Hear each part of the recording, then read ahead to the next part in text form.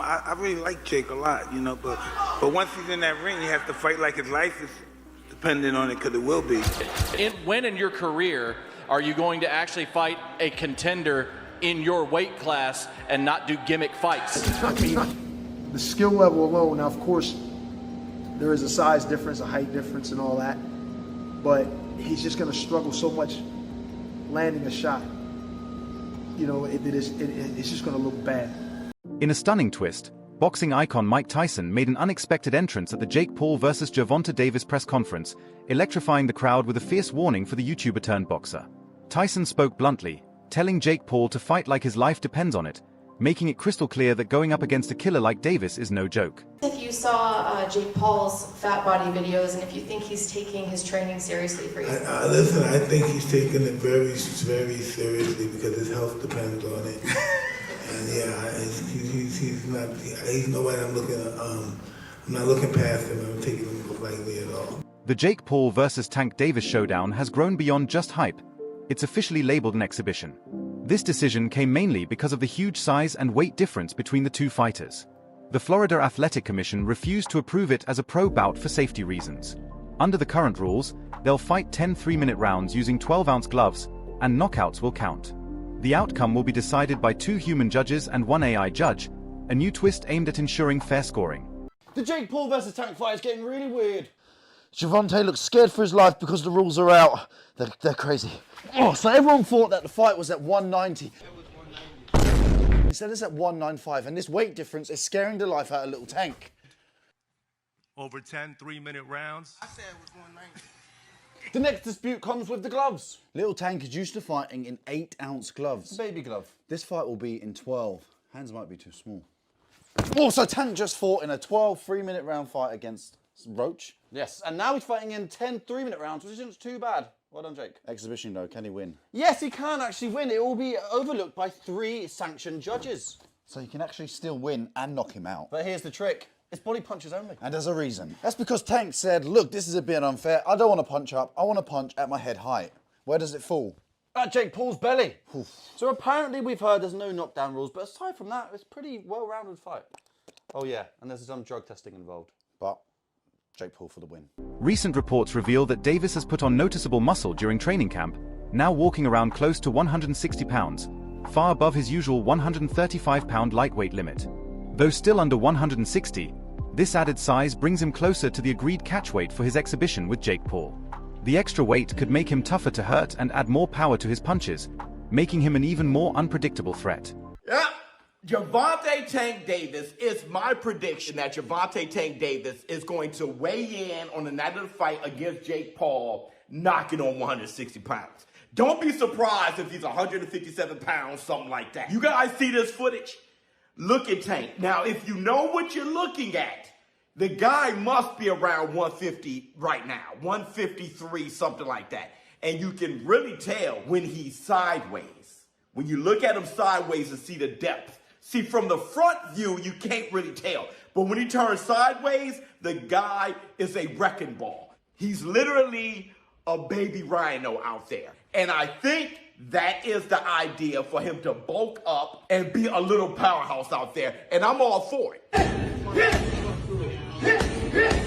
I'm going to tell you in this video why I think that's the best thing for Tank and why I think he will be knocking on 160 pounds. Boxing analyst Teddy Atlas says Gervonta Tank Davis is one of the most complete fighters in the sport today. He praised Davis for his knockout power, sharp counterpunching, ability to control range, and calm mindset under pressure. Atlas believes Tank fights smart, always calculating and setting traps instead of relying purely on strength. In his eyes, Davis has every skill needed to take down someone like Jake Paul, who is still developing as a boxer and lacks elite-level experience. The only other time he was in for the fans to get mad with that was against Fury's, Tommy Fury, but it wasn't that level, obviously, and all the size things you just rightfully pointed out. But he would have been in there with, I mean, it seemed crazy. You're going to go in there with a guy who was a 2-time heavyweight champ and a gold medalist? Wow. Even though the guy's, at a twilight part of his career, still. And you've given a lot of credit and props to Jake Paul on this show of helping get more eyeballs to the sport, but the way he takes it serious and goes about his approach and his work to this craft, that he does take it seriously. With that being said, when he announces Tank Davis, I'm getting tired of these gimmick fights and him loading the deck up. Whether it was Chavez Jr. or an old Mike Tyson, or we could go on and on with some of the UFC guys and the great Anderson Silva at 46 years of age. Tank Davis, great fighter, current fighter, world champion. We know how good he is. Been a top 10 pound-for-pound guy for you for the last few years now. But he's 5'5" and 135 pounds. This sounds like it would be a 195-pound fight, an exhibition. Wouldn't count on their records. Not a whole lot of other details other than it will be in November, and it sounds like in Atlanta. But I've said enough. I just want to hear your take. What do you make of this news with Jake Paul and Tank Davis? But, you know, and I'm smiling a little bit. But back in the day, you know, I love the 1800s, 1700s, you know, my friend out there, 1700s, whatever. But I love the old-time fighters that were catch weights. And there was guys like Sam Langford. I know Sam Langford shouldn't even be comparing him with this because... Even with Davis's impressive skills and added muscle, former champion Carl Froch believes Jake Paul's size and raw power could still cause serious problems. He warned that Davis isn't used to getting hit by someone that big. Froch's comments echo the wider concern in the boxing world that this matchup feels more like a risky spectacle than a fair contest, raising questions about safety and legitimacy. Just here at Los Naranjos in Viva, España, and I found out that Gervonta Davis is now fighting Jake Paul. So Jake Paul was supposed to be fighting AJ. Eddie Hearn announced 99% done, which we've just spoke about. What next for AJ? Potentially Jake Paul. But it now looks like that Jake Paul is fighting one of Anthony Joshua's legs. He's fighting Gervonta Davis, somebody who's a quarter of his size. I don't even know what's going on. Has Eddie Hearn been played? Let me know what you think. But the AJ fight with Jake Paul's finished. Gervonta Davis, fake Paul, November. I don't know what's going on in the world of boxing. This is an absolute joke. What next for AJ? We'll get into this, and there's so many questions I want to get into in the next episode. But I hope you enjoyed this one. And yeah, I just thought I'd give you a quick update because the news has just come in and I'm just trying to relax and play a bit of golf and I can't. I've got to get it off my chest. I'm going to add it to this video. Hope you enjoy it. Don't forget, if you haven't already, hit like, share and subscribe to the best channel in the business, Froch on Fighting, and we'll see you very soon. Froch also strongly cautioned against the massive weight gap in the Paul versus Davis exhibition, pointing out that a difference of around 65 pounds could make the fight dangerous for both athletes. My name was mentioned at his press conference and he shit himself, and the fight was just absolutely fucking diabolical. Again, I've said before, he's not a professional boxer. He never will be. And he proves time and time again that he's not a professional fighter. So, Jake Paul, go on, piss off. I mean, I don't really take Jake Paul that serious. He can't really box. He can have a little fight, he can have a swing. He swings away, he stands up straight and he throws punches, but it's not professional boxing. Because when I watch him box, he's just so much wrong. It's just, everything's wrong. It's so bad. He's got leaky defence. He telegraphs his punches. Like, you put him in with someone his own size, it was a professional, and it's a mismatch. And you'll see that if he ends up fighting somebody. Tommy Fury, bless him, he's a pro boxer, but he's inexperienced. He's got no amateur pedigree. He's a raw novice, or maybe just above the raw novice. I was saying earlier, where would I put him in terms of levels? He'd do well to win a British title. He's at that sort of level. And then from British title to world level, it's like different worlds. It's like totally different. It's like a different sport. After Jake Paul's dominant win over Julio Cesar Chavez Jr., many analysts began asking if he's ready to face actual top 20 fighters. Emiliano Vargas offered his opinion on whether Paul deserves those matchups, but much of the boxing world remained skeptical. Promoter Eddie Hearn admitted Paul is improving and might soon qualify for a WBC ranking, yet insists there are far more deserving, battle-tested fighters ahead of him. The discussion highlights the divide between Paul's growing fame and the question of whether he's truly proven himself at a high level. Shots at the end. Any of them hurt you? I just think Chavez didn't get started. That's the only thing. I mean, you can't win. I want to be world champion. Zerto looks slow as shit tonight. You can't win if you don't throw, you know? So it was kind of like the Ryan Garcia Rollies thing. You know, Rollies didn't, I mean, Ryan really didn't get started, so, you know. What did you think about how Jake looked and then fought? Hey, you know what? You're very tough. If he sucked ass, he sucked ass, but he actually looks pretty good. There's people who walking in the gym, you can tell right away if they can box or not. So he can box. He's selling out, you know, obviously this arena, and the only thing I can do is take a page out of his book and, you know, put it towards my showmanship. So. Do you think he's ready for someone like top 15, top 20? I mean, look, you know, he knows who to fight. Obviously, he's, you know, growing in his career. If he really wants to make a career, I wish him nothing but the best. But I just think that, you know, it's going to be a little longer until then. Thank you, Emmy. Appreciate it. Oh, give us an update about you. You got a date coming up. July 26th, Madison Square Garden. I'm ripped up. I'm ready to go. Ran with Manny Pacquiao yesterday, and you know, 15-0 on the way. Let's go, baby. Thank you, Emmy. Appreciate it, man. My brother, appreciate it. Meanwhile, veteran boxers and purists have slammed the idea of giving Jake Paul a WBC ranking, saying it disrespects the sport. Heavyweight veteran Derek Chisora was especially vocal, arguing that rankings should be earned through years of dedication, tough fights, and real victories. He believes awarding Paul a spot just because of his popularity or business value is unfair to fighters who've sacrificed everything to climb the ranks. The WBC have said they're going to give a cruiserweight ranking to the winner of this fight. Do you think they deserve one? I don't think so. I don't know why. It's hard enough for real athletes, for real boxers, to get those rankings, and then suddenly this Solomon Tuesday decides to give double ranking because he's getting some greens in his, you know, in his back pocket. No, that is disgrace to boxing. Commentator Stephen A. Smith drew attention to the massive difference in size and experience between Jake Paul and Gervonta Davis. While Jake usually fights around 200 pounds, Davis is a lightweight champion, a gap too big to ignore. Smith questioned whether promoting such uneven matchups helps or hurts boxing, warning that these types of events could turn the sport into pure entertainment instead of real competition.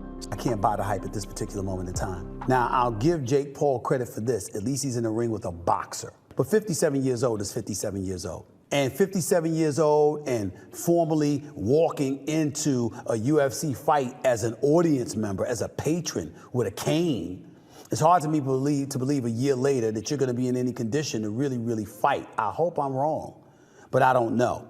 And if you're Jake Paul, here's what I want to say to you. It's Mike Tyson, that's fine. It's a money fight, I get you, and you want to make money.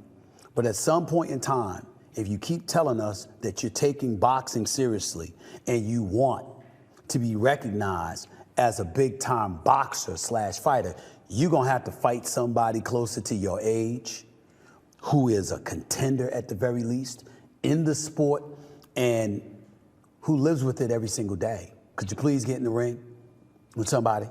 Pretty please with sugar on top. I'm interested. Smith also reacted strongly to the controversial majority draw between Davis and Lamont Roach earlier this year. He defended Davis's record, saying the criticism was misplaced. According to Smith, Davis showed true championship composure by staying focused through controversy and immediately agreeing to a rematch, a sign of confidence and hunger to prove himself once again. Gervonta Davis might be every bit as box office as Maverick himself. As exciting, as electric, because this dude performs every time out, y'all. Wherever Davis goes, wherever he fights, fans justifiably follow. He's that special. And Davis is without a doubt one of the top 5 pound-for-pound fighters in the world right now. Don't you even doubt it. Smith argued that a champion of Davis's level facing a less experienced opponent could actually damage his reputation. He criticized the mismatch, saying Tank should feel embarrassed to take part in such exhibitions. Smith also blasted the growing trend of celebrity fights like Paul versus Tyson, saying they cheapen the sport. He insisted that if Paul wants real respect, he needs to fight legitimate, active boxers, not retired legends or smaller opponents. Jake Paul is a professional. At some point in time, I don't give a damn if it's a light heavyweight. Beterbiev, Bivol, a super middleweight, Canelo, Mexican Monster, David Benavidez, somebody that actually has a reputation. The time has come for Jake Paul to step into the ring with a cat who actually boxes for a living and give us that fight. I appreciate the fact of him promoting. I appreciate him having the cachet as a former YouTuber turned boxer. I like Jake Paul. I respect Jake Paul. I'm just saying, because I like him and because I respect him, I want to see him in the ring. And I don't want to hear, I know his numbers are better, but then he going to say, I don't need Canelo. Canelo needs me. Well, wait a minute. It ain't just about popularity, bruh. Tank's longtime trainer, Calvin Ford, has made it clear that the only person capable of beating Davis is Davis himself. Speaking to Stephen A. Smith, Ford said, "Only Tank can beat Tank," explaining that no opponent has truly tested him yet. He believes Davis hasn't even shown his full potential and continues to push him in training to bring out everything he's got. Who do you want to see? You, as a guy that's in his trainer, that's like a father figure to him, you're training him all the time, you know him, both y'all from the streets of Baltimore the whole bit. Who do you want to see Tank fight next? I want him to get all of them that ran their mouth. Give me the names. I need names, Calvin. I need names. You already know. We went down to, we working on the big four. It was Garcia. That's the first one. Roma, I hope we get him soon. Shakur, he's going to get it. He know he's going to get it. It's just Bob is in charge of that. You know what I'm saying? Bob know what he's doing over there. You can't tell Bob how to run his game because he's like a vet at this. He's been doing it for so many years. That's going to happen. All the fights that we'll want, they have no choice. They're going to take the fight when it's time to take the fight. It's just right now, who's going to take the fight? That's the question. Shakur Stevenson didn't hold back, calling the idea of Tank fighting Jake Paul a bad move because of the huge size difference. He said Davis should be fighting other top-tier boxers, not celebrities, arguing that this exhibition disrespects the sport. Stevenson also claimed Davis would earn far more by facing an elite fighter like himself, turning it into a real boxing challenge rather than a sideshow. Maybe he'll fight Jake Paul instead. What do you think of that? I think that's terrible. Why? I mean, I get it because at the end of the day, it's the money business, and you want to make the most money. But from what I'm hearing, he can make more money in a fight with me. And if that's the case, why not fight me? Sure. Do you think he beats Jake Paul? Do I think he beats Jake? Yeah. I mean, there's a huge size advantage, though. It is, but I think Tank got the skills to make sure he come out on top. Do you think that Jake has gone better? Yeah, I think actually Jake got tremendously better from the time frame that he started till now. And in the right situation, I also could see him become a world champion. Really? Yeah. On the other hand, Joe Budden thinks Tank's decision is smart from a business standpoint. He says if the opportunity is there to make big money, why not take it? Budden pointed to a rumor about Lamont Roach's Instagram post suggesting Jake Paul's contract had a rematch clause that was dropped, possibly thanks to Netflix funding the $100 million Paul versus Davis fight. Budden argued that if that's true, Roach essentially fought for nothing. He believes Jake Paul will need to take Tyson's advice seriously and fight like a warrior, while Davis faces the challenge of proving his skills against someone much larger. Quite surprised because it sounded like Jake Paul and Joshua was getting closer and closer for January. However, there have been rumors of Gervonta Davis versus Jake Paul in the past. I think with Gervonta Davis's kind of legal problems in the last month or so and rumors about his retirement, I don't think it's a massive shock that he is taking this Jake Paul fight if it is going to go ahead, purely for the reason that it's a lot of money for maybe not the most difficult job that he's going to have in his career. So it's a strange one, but yeah, it's just another kind of day in the sport, really, isn't it? So the big question remains, will Jake Paul's hype finally hold up under pressure, or will Gervonta Davis' skill and experience expose him? Share your thoughts below.